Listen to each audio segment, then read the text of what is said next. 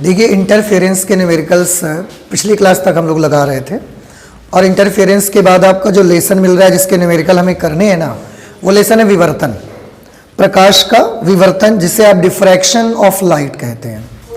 इसके बाद वैसे पोलराइजेशन है, लेकिन पोलराइजेशन क्योंकि 2021-22 के लिए सिलेबस में नहीं है तो उसके न्यूमेरिकल हम लोग नहीं लगाएंगे। इसके बाद dual nature of light and matter and radiation में चल पड़ेंगे। फिलहाल आज का हमारा जो काम है वो है डिफ्रैक्शन ऑफ लाइट के न्यूमेरिकल से सॉल्व करना। पिछली क्लास तक इंटरफेरेंस ऑफ लाइट पर बेस्ड न्यूमेरिकल लगाए थे।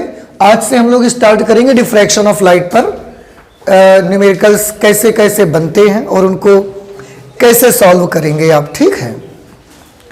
सबसे पहले जैसा कि हर लेसन में जब हम लोग न्यूमेरिकल सॉल्व करना स्टार्ट करते हैं तो हमारी ये जिम्मेदारी है ये देखना कि आखिरकार उस लेसन के न्यूमेरिकल सॉल्व करने में क्योंकि हमको फॉर्मूला की ज़रूरत पड़ती है, तो कौन कौन से फॉर्मूला यहाँ पर यूज़ हो सकते हैं और उससे जुड़ी हुई कुछ ऐसी चीज़ें जो आपको मालूम होनी ही चाहिए।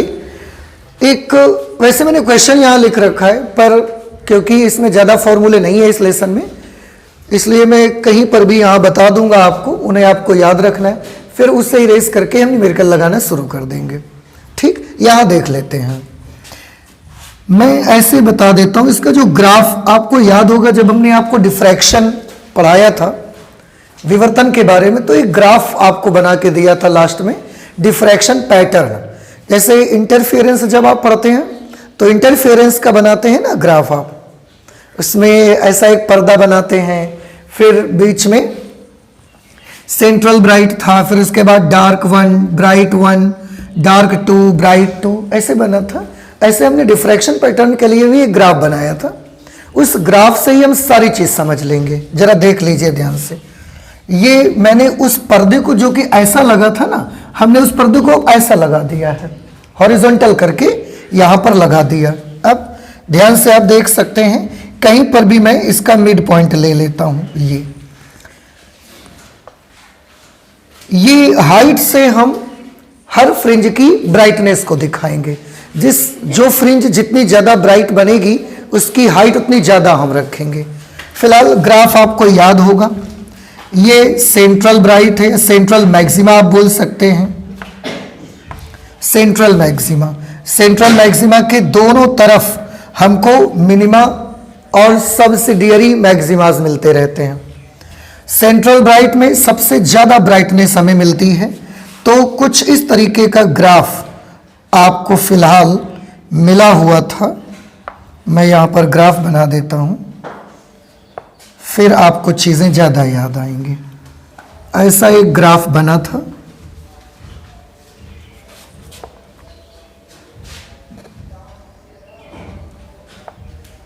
इस तरह से। ऐसे ही इधर भी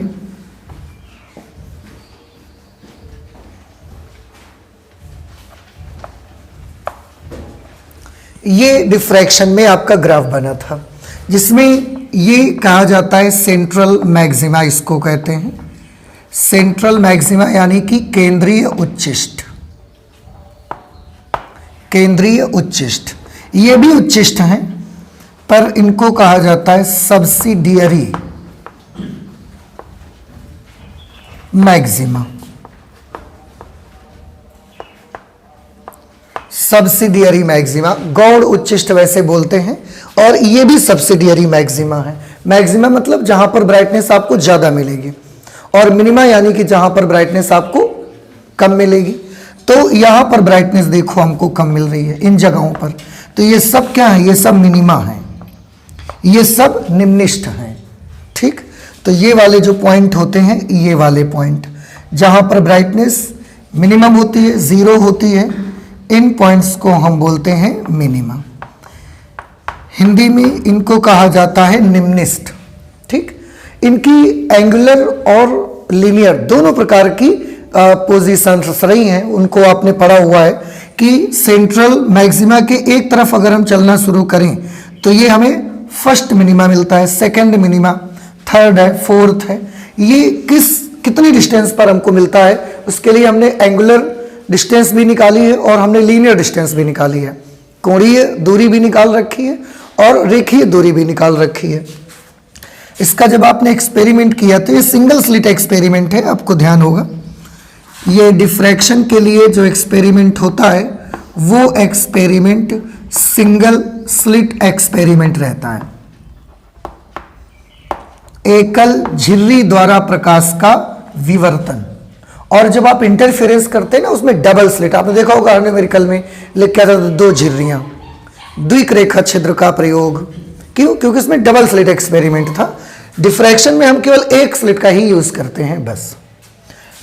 इससे कुछ दूरी पर हमने पर्दा लगाया था, यहां से ऐसे लाइट रेज चली जाती थी, पीछे से यहां से ऐसे लाइट की वेव्स आई, यहां पर पड़ी और इससे जाकर ऐसा मुड़ जाती थी। तो ये इतना चौड़ा बनता था जिसको बोलते थे सेंट्रल ब्राइट। उसके ऊपर फिर मिनिमा मिलता था, फिर सब्सिडियरी मैक्सिमा, फिर मिनिमा, इस तरीके से।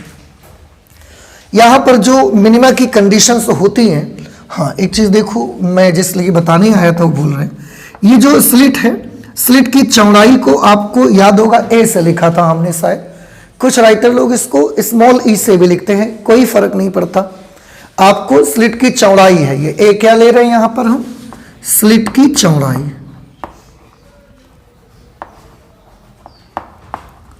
स्लिट की चौड़ाई। आप देखिए कंफ्यूज मत हो जाइएगा, क्योंकि इंटरफेरेंस में जो व्यतिकरण लेसन आपने पढ़ा था ना पिछली क्लास तक, उसके न्यूमेरिकल किए हैं, उसमें फ्रिंज की चौड़ाई आती थी।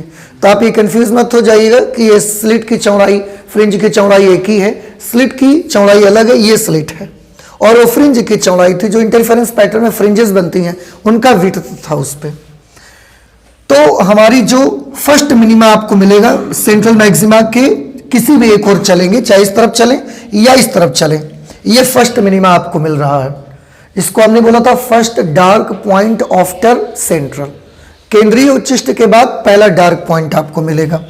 एक तरफ पॉजिटिव डिस्टेंसेस ले लेंगे, ये लैम्डा अपॉन ए पर मिला था, ये 2 लैम्डा अपॉन ए पर मिला, फिर ये वाला जो मिनिमा मिला ये 3 लैम्डा अपॉन ए पर, ये 4 लैम्डा अपॉन ए पर, इस तरह से।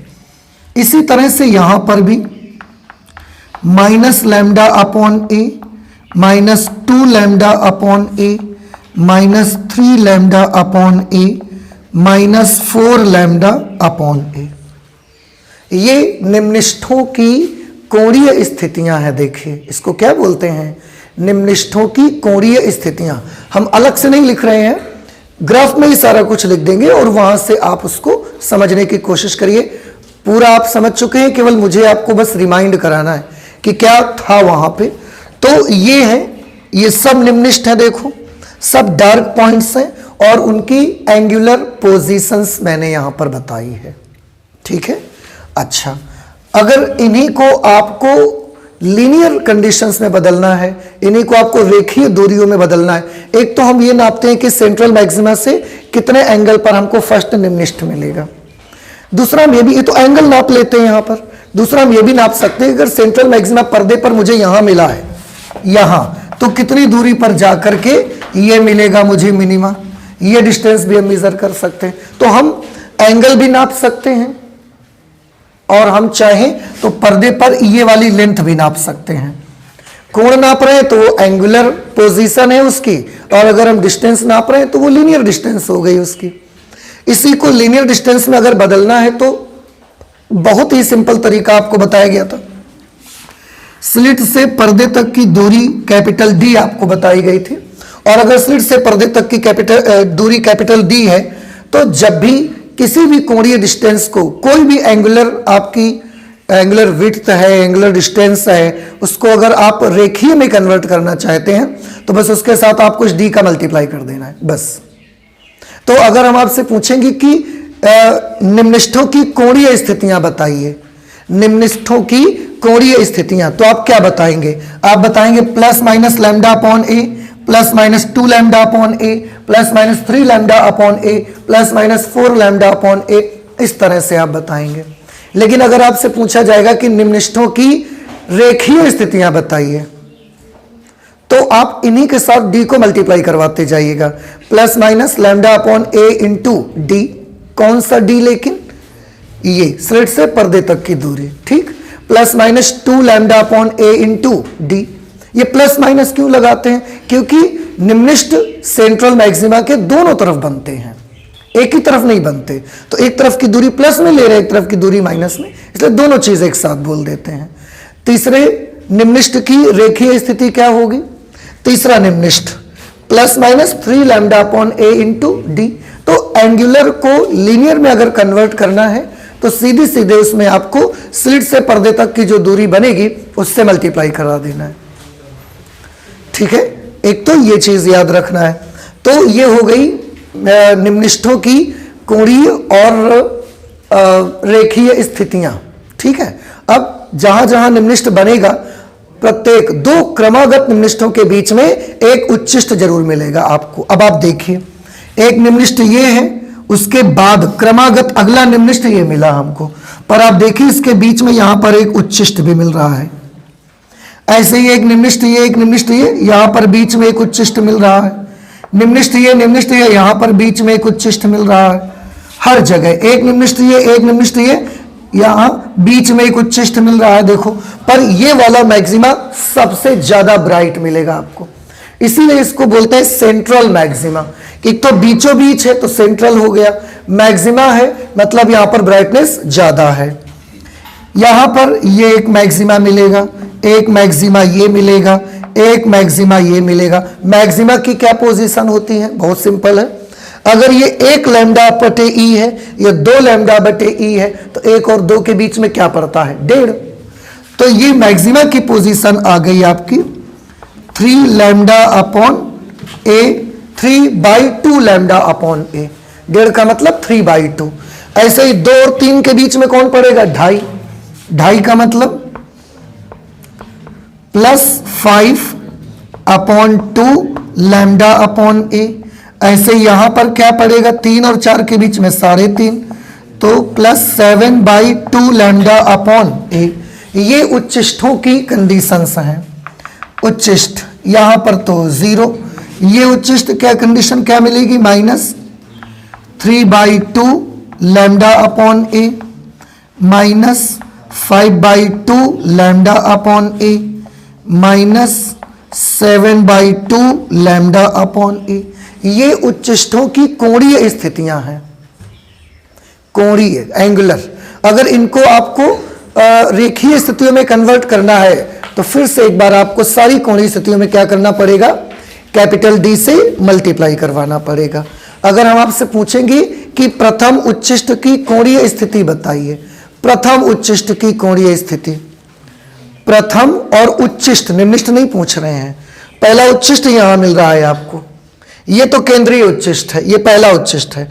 कोणीय स्थिति पूछी जाए तो +-3/2 लैम्डा अपॉन ए। रेखीय स्थिति पूछ ली जाए कि पर्दे पर सेंट्रल बेड से कितना हाइट पर मिलेगा, लीनियर हाइट अगर आपसे पूछ ली जाती है तो उसी के साथ डी लगा दो, +-3/2 लैम्डा अपॉन ए इंटू डी। तो ये बड़ा अच्छा तरीका है और बड़ा आसान सा है।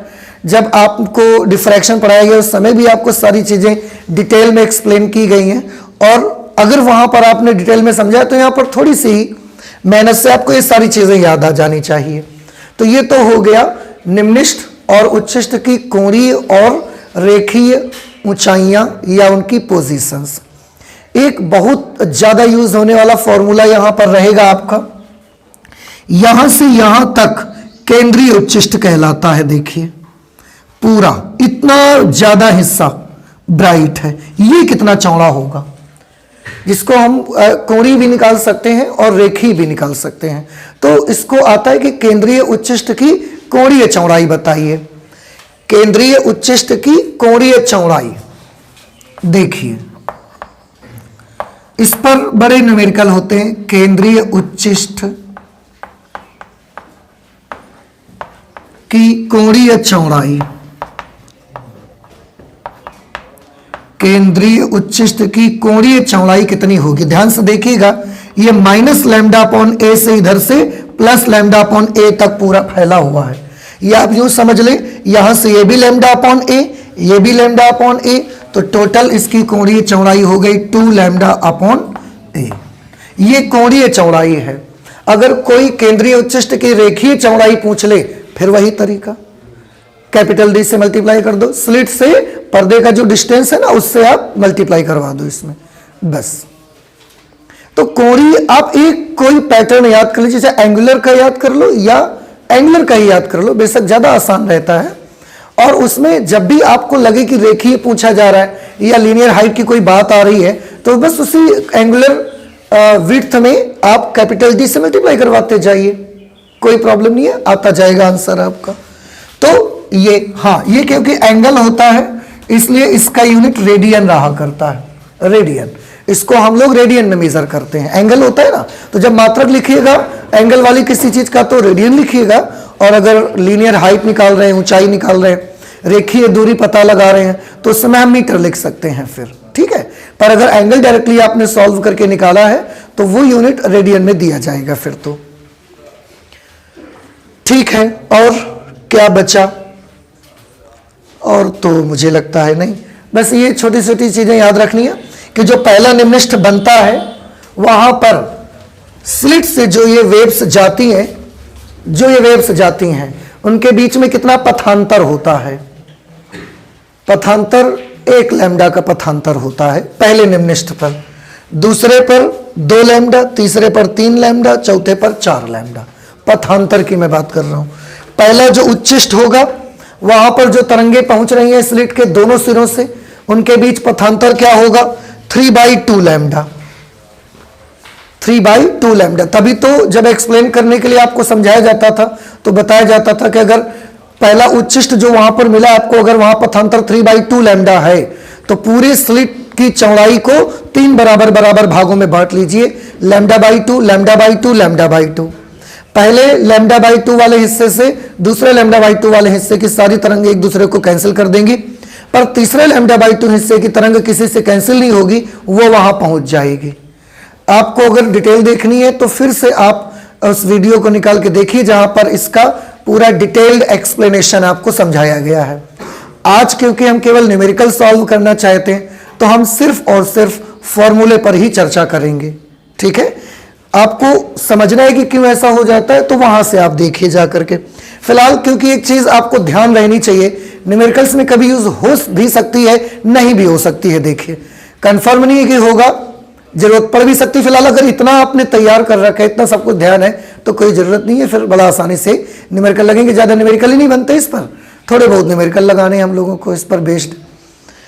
तो पर आपको याद तो रहना चाहिए क्योंकि आप पढ़ चुके हैं पूरा लेसन, कि क्या फिर से एक बार जो पहला निम्निष्ठ बनेगा वहां पर स्लिट के दोनों तरफ से पहुंचने वाली तरंगों के बीच पथांतर कितने का होता है?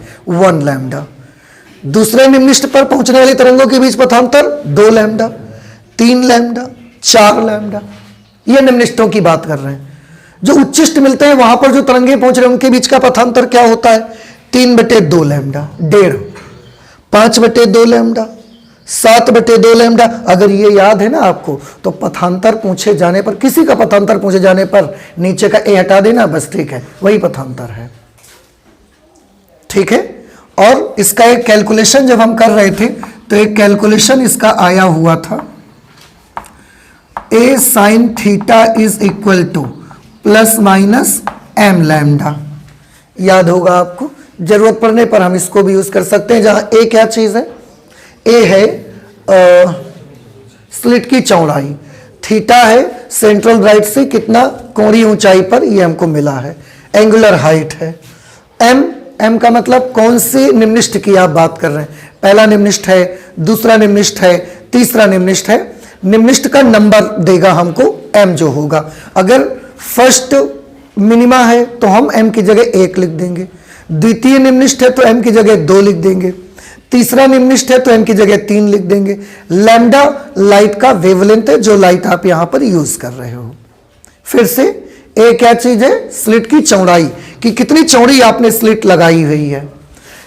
थीटा क्या है? कि कितना एंगुलर हाइट, मिनिमा, जो भी मिनिमा है, पहला है, दूसरा वाला, तीसरा वाला, first minima, second minima, third minima, fourth minima, ये मिनिमास जो हैं ये जिस एंगल पर है वो एंगल थीटा है। इसके बाद इसके बाद मैं क्या बोल रहा था, देखिए हाँ, एम क्या है, मिनिमा का नंबर है, फर्स्ट मिनिमा है, सेकंड मिनिमा है, थर्ड है, फोर्थ है, 10th है, वो मिनिमा का नंबर होगा। अगर पांचवा मिनिमा है तो पांचवा निम्नलिखित है तो एम की जगह 5 लिख देना है आपको, बस। दूसरा निम्नलिखित है तो एम की जगह 2 लिख देना है आपको। ये लैम्डा तो आप तो डिसाइड नहीं करोगे, वो तो क्वेश्चन में खुद दे दिया जाएगा। Lambda is the wavelength of the light used in the experiment, कि जो लाइट यूज की गई होगी उसका वेवलेंथ होगा, वो आपको क्वेश्चन में ही दे दिया जाएगा, ठीक है। तो ये कुछ चीजें हैं, फॉर्मूला है। जब लेसन को पढ़ाया गया तो उस समय भी सारी चीजें बताई थी, उस समय तो सबको एक्सप्लेन करके हमने बताया था। आज कोशिश की है कि आपको थोड़ी सी चीजें याद आ जाएं, जरा फिर से एक बार माइंड में आपके रिफ्रेश हो जाए आपका दिमाग। हो सकता है फिर भी कुछ चीजें हो सकता है कि अभी भी दिमाग में ना आई हो, तो वो जब हम न्यूमेरिकल से सॉल्व करेंगे ना, फिर वो चीज आ जाएगी, ठीक है। अगर आपने अंदर कोई डाउट है मन में, कुछ आप जानना चाहते हैं, कोई चीज आप कम समझ पाए हैं, तो आप पूछ लिया करिए हमसे, ठीक है ना। क्लास में खड़े होकर हमें ही बोलते रहना, ये क्लास नहीं होती।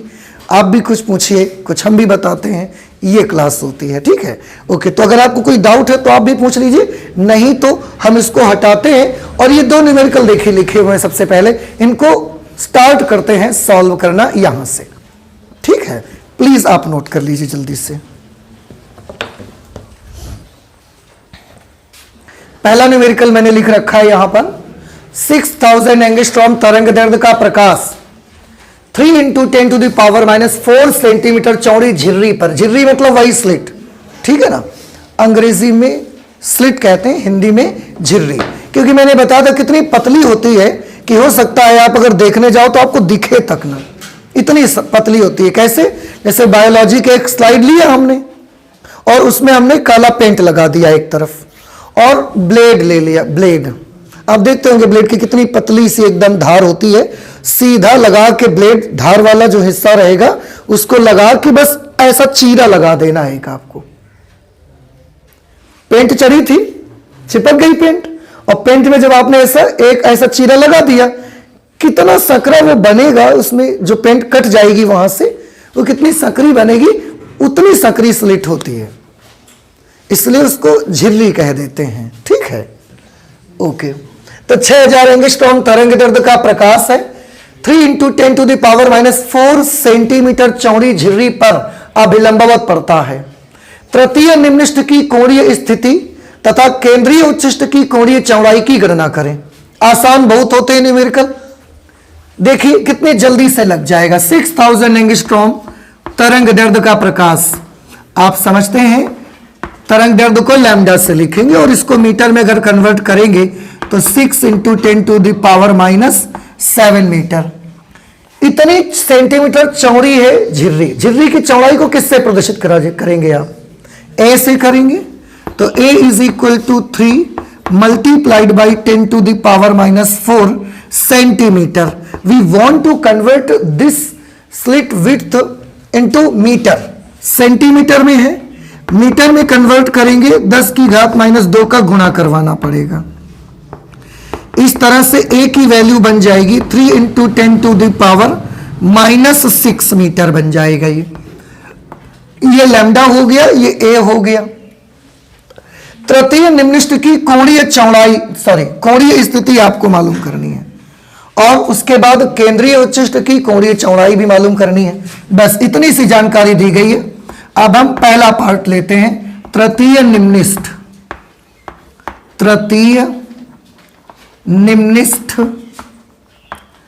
की कोणीय स्थिति, कोणीय स्थिति। अब थोड़ा सा बउआ याद करके मुझे बताओ, अभी हमने जो यहां फिगर बनाया था उसमें पहला निम्नलिखित कहां मिला था, λ/e, दूसरा 2 λ/e, तीसरा 3 λ/e। आपको तीसरे निम्नलिखित की कोणीय स्थिति चाहिए, तो क्या मिली तीसरे निम्नलिखित की कोणीय स्थिति, 3 λ/a, और आप प्लस माइनस लिखोगे, क्यों, क्योंकि ये निम्नलिखित किसी एक तरफ मिलेगा ऐसा नहीं है, दोनों तरफ मिलेगा तीसरा निम्नलिखित। अब +-3 लैम्डा की जगह 6 × 10⁻⁷ और a की जगह पर आप लिखेंगे 3 into 10 to the power -4, no -6। 3 से 3 कैंसल हो गया, plus -6 into 10 to the power -1, ये ऊपर जाके +6 हो जाएगा, -7 + 6 -1 बच जाएगा। और इसको भी अगर बउआ आप हटाना चाहो ना तो एक अंक दशमलव इधर खिसका सकते हो, 0.6। और कोणीय स्थिति है इसलिए इसका यूनिट क्या लिखा जाएगा, रेडियन में हम लिख देंगे इसका यूनिट। तो इसकी कोणीय स्थिति प्रथम निम्निष्ठ की क्या मिल गई आपको, ±0.6 रेडियन। अब ये बताओ क्या इसमें कोई डाउट है आपको, समझ आ गया सभी को ना? अच्छा, बड़ा आसान है। इसके बाद सेकंड पॉइंट यहां पर कर देते हैं, लिखा हुआ है केंद्रीय उच्चिष्ट की कोणीय चौड़ाई।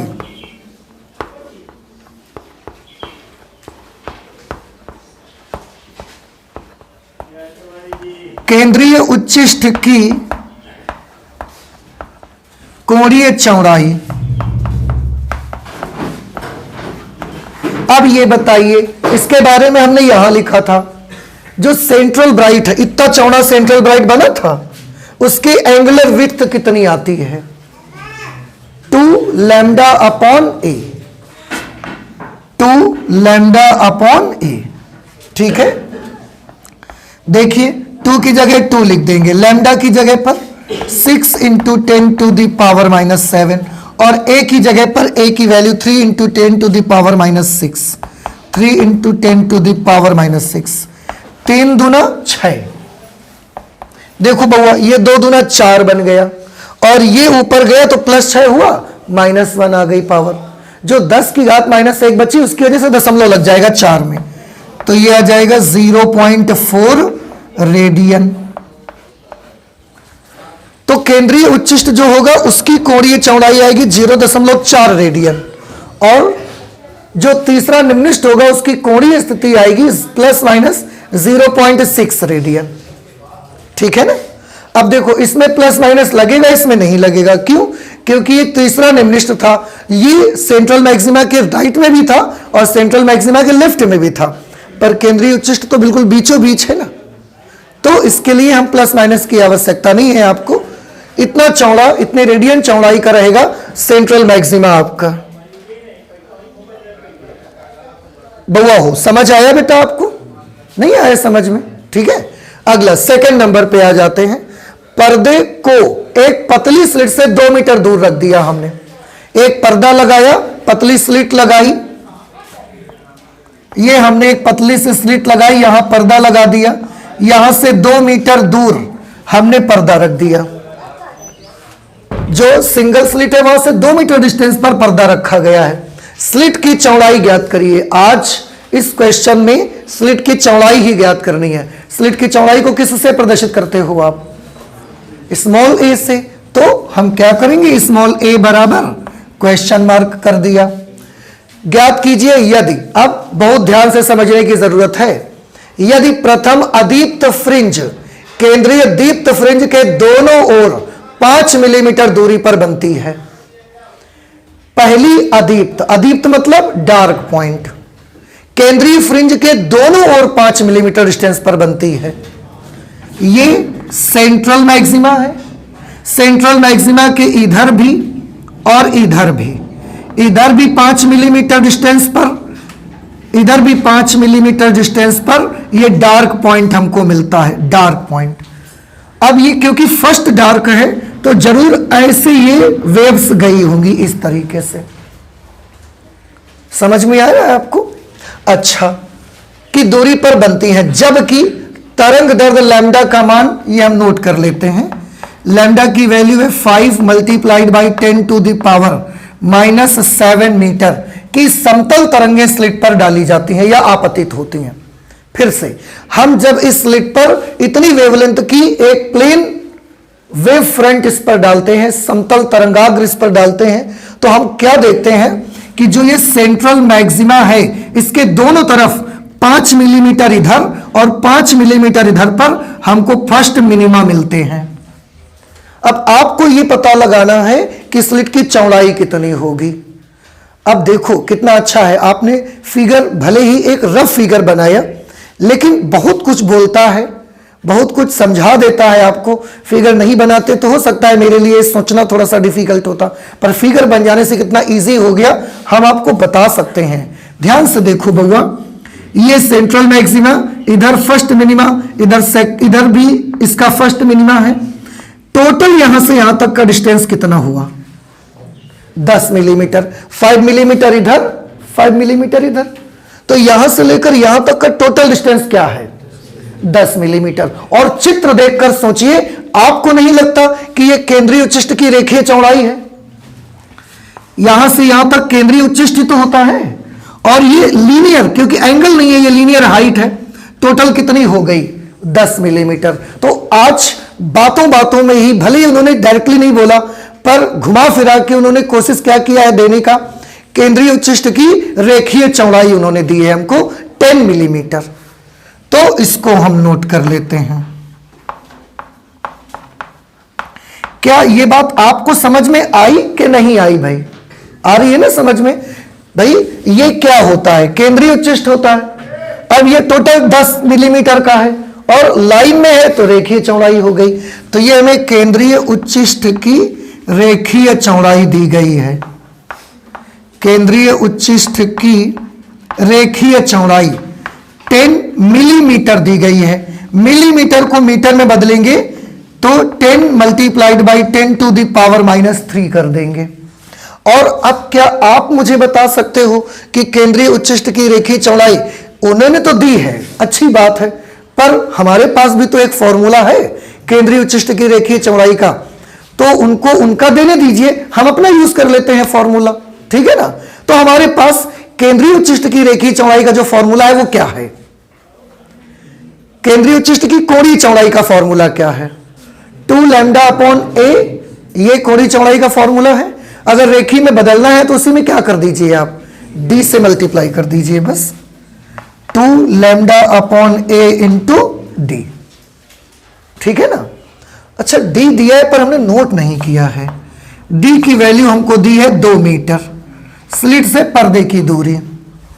अब वैल्यू लिखिए बउआ, 2 की जगह 2 लिख दिया, लैम्डा की जगह 5 इंटू 10 टू द पावर -7 लिख दिया, कैपिटल D की जगह 2 मीटर लिख देंगे। A हमको निकालना है, यहां पर ये 10 की घात -3 बचा खाली, नहीं सॉरी, -3 नहीं, -2। देखो ये 10 की घात 1 और ये -3, तो -3 और +1 कितना हो जाएगा? -2 हो जाएगा, ये -2। अब तब तक और सॉल्व करिए। 2 पंचे 10, 10 दूना 20। ये आप एक काम करें, एक उधर भेज दें, इसको इधर ले आए, तो ये हो गया 20 into 10 to the power -7 upon 10 to the power -2 is equal to A। देखो 2 पंचे 10, 10 दूना 20, 20 गुणे 10 की घात -7 ऊपर लिखा, ये इधर नीचे आ गया, A उधर चला गया, इसलिए A की वैल्यू कितनी आ गई? 20 into 10 to the power -5 metre. इसको ऊपर ले गए ना हम, इसको, तो ये ऊपर जाके +2 हो गया, -7 में 2 प्लस हो जाएंगे, -5 आ जाएगा। इसका भी 0 इसको दे दीजिए, तो ये 2 गुणे 10 की घात -4 मीटर बच जाएगा। -5 + 1 -4, एक और इधर छोड़ दो इसको, तो ये आ जाएगा 0.2 into 10 to the power -3 metre, और 10 की घात -3 मीटर का 1 मिलीमीटर होता है, इसलिए हो जाए करेगा 0.2 मिलीमीटर। इसका मतलब साफ है कि जो स्लिट हम यहां यूज कर रहे हैं वो उसकी जो चौड़ाई है वो 0.2 मिलीमीटर चौड़ी स्लिट है। 0.2 मिलीमीटर चौड़ी स्लिट है। आप थोड़ा सा अंदाजा लगाइए, 0.2 मिलीमीटर का मतलब समझते हैं? 2 मिलीमीटर का 10वां हिस्सा। एक स्केल पर मिलीमीटर के निशान याद हैं आपको? मिलीमीटर के निशान, छोटे छोटे निशान रहते हैं, तो उसमें से 2 मिलीमीटर निशान लेना है और उस 2 मिलीमीटर के 10 पार्ट कर देने हैं बराबर बराबर। वो जो एक पार्ट बचेगा उतनी चौड़ी है स्लिट बस, तो बहुत छोटी होती है, बड़ी कम चौड़ाई की स्लिट होती है। लेकिन फिगर बना देखो, भले ही रफ फिगर बनाया और उससे हमें बहुत सारी चीजें समझ में आई हैं। क्या आपको ये चीज समझ में आ गई है या कोई डाउट है? आ गया समझ में? तो आप इसे नोट कर लीजिए। आगे और देखिए क्वेश्चन सॉल्व करते हैं। तीसरा न्यूमेरिकल है 0.2 मिलीमीटर चौड़ाई वाली एक झिर्री से 2 मिलीमीटर दूर रखे पर्दे पर विवर्तन प्रतिरूप प्राप्त होता है। 0.2 मिलीमीटर चौड़ाई वाली एक झिर्री है। चलिए झिर्री की चौड़ाई किससे लिखते हो? ए से। 0.2 मिलीमीटर मीटर में कन्वर्ट करने जाएंगे तो 10 टू द पावर -4 मीटर बन जाएगा। एक तो मिलीमीटर को मीटर में बदलोगे तो 10 की घात -3 तो वो लग जाएगा, और फिर 0.2 का हमने दशमलव हटाया, उसकी वजह से वो -4 बन गया। 2 मीटर दूरी पर पर्दा रखा है तो capital D is equal to 2 metre. विवर्तन प्रतिरूप प्राप्त होता है। पर्दे पर केंद्रीय उच्चिष्ट के दोनों तरफ 5 मिलीमीटर दूरी पर पहला निम्निष्ठ पाया जाता है। देखिए फिर से वही चीज है, करीब करीब ये पर्दा लगा हुआ, ये स्लिट है, यहां से यहां तक का डिस्टेंस कैपिटल D है।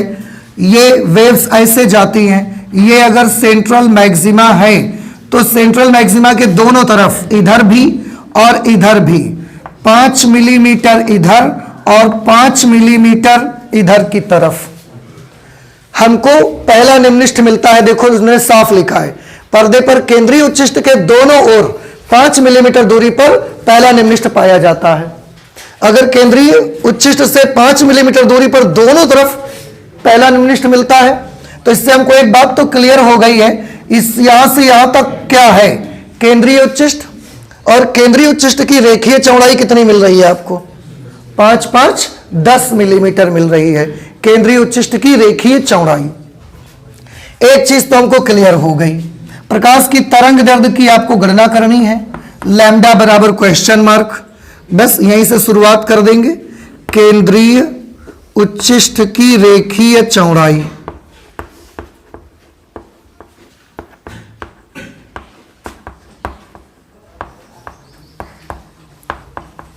केंद्रीय उच्चिष्ट की रेखीय चौड़ाई कितनी मिल रही है आपको? 10 मिलीमीटर। मिलीमीटर को मीटर में बदलेंगे तो 10 की घात -3 से गुणा कराएंगे। अब ये तो हुई बात कि उन्होंने इतनी दी है, हमारे पास भी तो इसका एक फॉर्मूला है। क्या फॉर्मूला हमारे पास है? 2 lambda upon a into D. अब इस पे वैल्यूज अप्लाई करिए। 2 की जगह 2, लैम्डा तो हमें कैलकुलेट ही करना है। कैपिटल D 2 मीटर है, a की वैल्यू है 2 इंटू 10 टू द पावर -4। इधर की तरफ आप देख सकते हैं तो ये है 10 into 10 to the power -3। Solve करिए बउआ, देखो 2 से तो ये 2 कैंसिल, इस 2 से हम इस 10 को कैंसिल करे दे रहे हैं। ये लैम्डा ऊपर बचा, नीचे 10 की घात -4, ये इधर भेज दीजिए। तो लैम्डा इज इक्वल टू, यहां पर ये 5 है, 10 टू द पावर -3 और ये -4 आके दोनों मिलके -7 बन जाएंगे। अब 5 into 10 to the power -7 metre, 5 गुणे 10 की घात -7 मीटर को अगर एंगस्ट्रॉम में बदलना चाहेंगे तो ये कितना मिल जाएगा आपको? 5000 एंगस्ट्रॉम। भाई अगर 5000 एंगस्ट्रॉम देते हैं तो मीटर में बदलते समय 5 गुणे 10 की घात -7 भी तो बन जाता है। 6000 एंगस्ट्रॉम देते हैं तो जब मीटर में बदलते हैं तो 6 गुणे 10 की घात -7 मीटर बन जाता है। आज 5 गुणे 10 की घात -7 मीटर है तो एंगस्ट्रॉम में 5000 एंगस्ट्रॉम भी तो बन जाएगा फिर ये। ठीक है, तो इस तरीके से हमने लैम्डा का मान निकाल लिया कि जो लाइट आपने यूज की है उसकी वेवलेंथ कितनी है। ओके, नेक्स्ट क्वेश्चन आप देख लीजिए। 4 नंबर है, किसी 1 into 10 to the power -5 metre चौड़ाई वाली झिर्री पर, फिर से झिर्री की चौड़ाई दी गई है 1 into 10 to the power -5 metre. ये सारे क्वेश्चन कभी ना कभी यूपी बोर्ड में आ चुके हैं। ठीक है,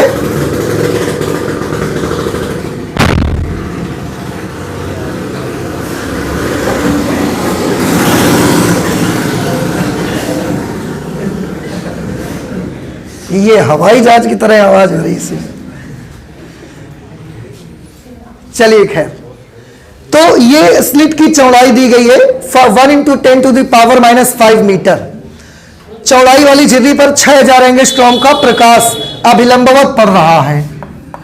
तरंग दैर्ध्य जो है वो दी गई है 6000 एंगस्ट्रॉम। इसको मीटर में कन्वर्ट करिए, 6 into 10 to the power -7 metre. विवर्तन प्रारूप के केंद्रीय उच्चिष्ट की कोणीय चौड़ाई की गणना करिए।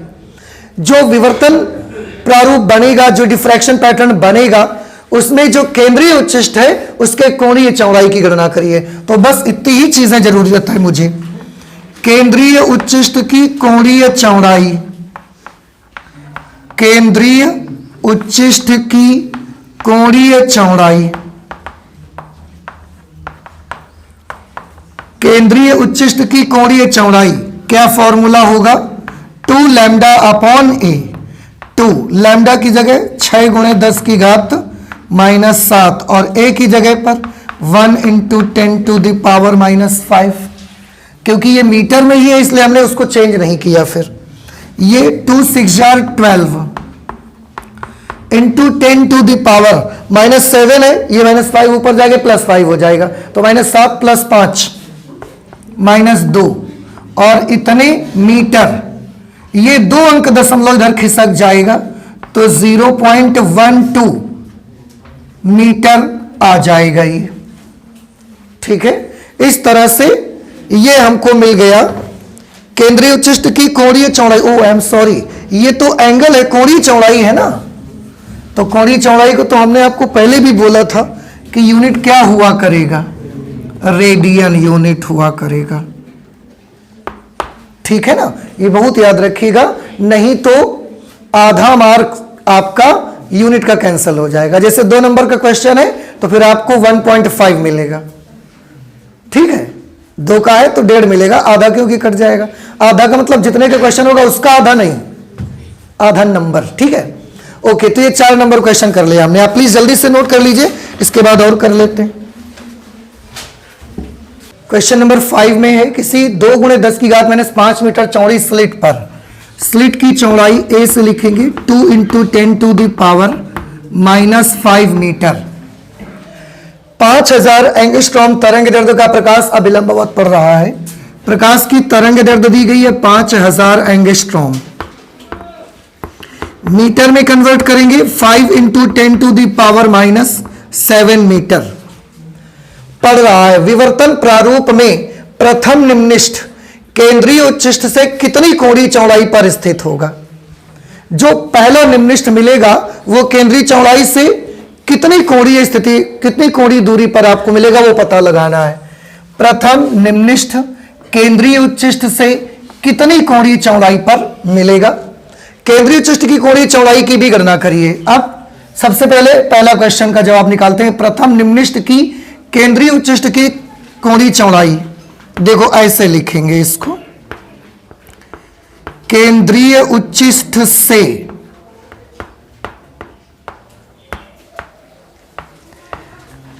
केंद्रीय उच्चिष्ट से प्रथम निम्निष्ठ की कोणीय चौड़ाई। ठीक है, केंद्रीय उच्चिष्ट से पहले वाले निम्निष्ठ की कोणीय चौड़ाई। क्या आपको याद है कि केंद्रीय उच्चिष्ट जो बनता था उसके बाद पहला निम्निष्ठ कितनी कोणीय चौड़ाई पर मिलेगा आपको?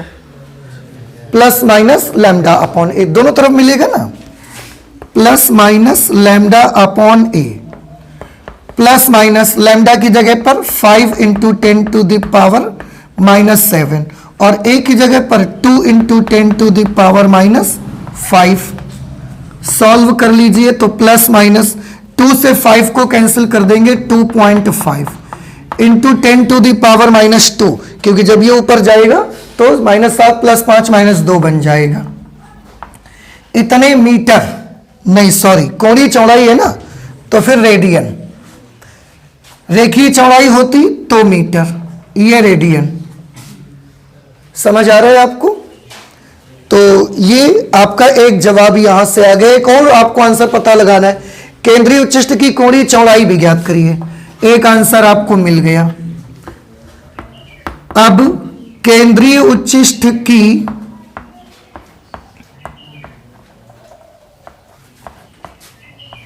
केंद्रीय उच्चिष्ट की कोणीय चौड़ाई,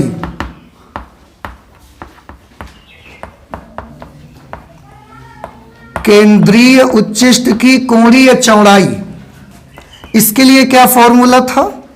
2 लैम्डा अपॉन ए। याद आया? देखो एक बड़ी सिंपल सी चीज है, ये 1 लैम्डा अपॉन ए का मान है और अब हमको चाहिए 2 लैम्डा अपॉन ए। आपको लगता है इसको दुगना कर दे तो आ जाएगा? तो ठीक है, 2 की जगह 2 लिखो, लैम्डा अपॉन ए की जगह पर 2.5 into 10 to the power -2 radian कर दो। 2.5 दूना 5 गुणे 10 की घात -2 रेडियन, ये हमारा आंसर आ गया। तो केंद्रीय उच्चिष्ट की कोणीय चौड़ाई जो मिलेगी आपको, वो मिलेगी 5 into 10 to the power -2 radian. नहीं समझ में आया? ठीक है, अच्छा अगला सवाल देखिए 6 नंबर। अभी देखो 5 लगा चुके हैं, 6वां लगा रहे हैं, करीब करीब ऐसे ही न्यूमेरिकल आते हैं। ठीक है, तरंग दैर्घ्य 6 into 10 to the power -5 centimetre वाले प्रकाश, ये वेवलेंथ दे दी गई आपको 6 multiplied by 10 to the power -5 centimetre. हम मीटर में बदलने के लिए 10 की घात -2 का गुणा करेंगे, वो 10 की घात -2 इस 10 की घात -5 से मिलकर 10 की घात -7 बना देगा इसको। एक समांतर पुंज 0.2 मिलीमीटर चौड़ी स्लिट पर अभिलंबवत डाला जाता है। स्लिट की चौड़ाई है 0.2 मिलीमीटर, मीटर में कन्वर्ट करेंगे 10 टू द पावर -4 मीटर आ जाएगा। क्यों? मिलीमीटर के लिए 10 की घात -3 और इसके दशमलव के लिए 10 की घात -1, तो दशमलव 10 की घात -3 और -1 मिलकर -4 हो जाएंगे। अभिलंबवत डाला जाता है। केंद्रीय उच्चिष्ट की कोणीय चौड़ाई ज्ञात करिए तथा 2 मीटर दूर रखे पर्दे पर, पर्दे का डिस्टेंस भी दिया गया है 2 मीटर, 2 मीटर दूर रखे पर्दे पर इसकी रेखीय चौड़ाई भी ज्ञात करिए।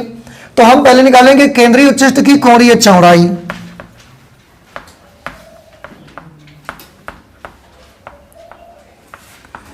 केंद्रीय उच्चिष्ट की कोणीय चौड़ाई आपको मालूम है 2 लैम्डा अपॉन ए फॉर्मूला होता है। तो 2 की जगह 2, लैम्डा की जगह पर 6 इंटू 10 टू द पावर -7 और ए की जगह पर 2 इंटू 10 टू द पावर -4। ये 2 से 2 कैंसल हो गया। देखिए इसको जब आप सॉल्व करेंगे तो ये 6 इंटू 10 टू द पावर -3, -7 ऊपर जाके +4 हो जाएगा तो -3 बचेगा। कोणीय चौड़ाई ये आ गया इतने रेडियन। अब आपको पता लगाना है 2 मीटर दूर रखे पर्दे पर इसकी रेखीय चौड़ाई। तो 2 मीटर दूर रखे पर्दे पर, अब पर्दे पर इन्होंने लिखा इसकी, इसकी मतलब किसकी? केंद्रीय उच्चिष्ट की। तो पर्दे पर केंद्रीय उच्चिष्ट की, पर्दे पर केंद्रीय उच्चिष्ट की रेखीय चौड़ाई, पर्दे पर केंद्रीय उच्चिष्ट की रेखीय चौड़ाई वो आ जाएगी 2 लैम्डा अपॉन ए इंटू डी। अब देखो बउआ 2 लैम्डा अपॉन ए का मान तो निकाला ही है आपने, बस डी से मल्टीप्लाई करवा लो तो हम सीधे 2 लैम्डा अपॉन ए की जगह यही वैल्यू लिखे दे रहे हैं 6 इंटू 10 टू द पावर -3 और कैपिटल डी का मान है 2 मीटर है तो ये 2 मीटर लिख दिया। इस तरीके से 12 गुणे 10 की घात -3 मीटर और 10 की घात -3 मीटर का 1 मिलीमीटर हो जाता है। तो इस तरीके से ये कितना बन जाएगा? 12 मिलीमीटर। तो जो क्वेश्चन उन्होंने पूछा था कि केंद्रीय उच्चिष्ट की कोणीय चौड़ाई ज्ञात करिए, वो भी हमने मालूम कर लिया 6 into 10 to the power -3 radian और 2 मीटर दूर रखे पर्दे पर इसकी रेखीय चौड़ाई भी ज्ञात करिए, यह भी हमने पता लगा लिया है। ठीक है, ये कितनी आई हुई है? ये आई हुई है आपकी 12 मिलीमीटर। एंगल में नापोगे तो इतने रेडियन मिलेगा और अगर हाइट में नापोगे, स्केल रख के नापोगे तो 12 मिलीमीटर का लीनियर हाइट आपको उसकी मिल जाएगी। नहीं समझ में आया? वैसे मैं आपको बताऊं लगभग इसी तरह के न्यूमेरिकल आते हैं। तो अगर आप और इससे ज्यादा टाइप के कोई न्यूमेरिकल इसमें खास बनता नहीं है तो और लगाइएगा इसके न्यूमेरिकल। फिर आप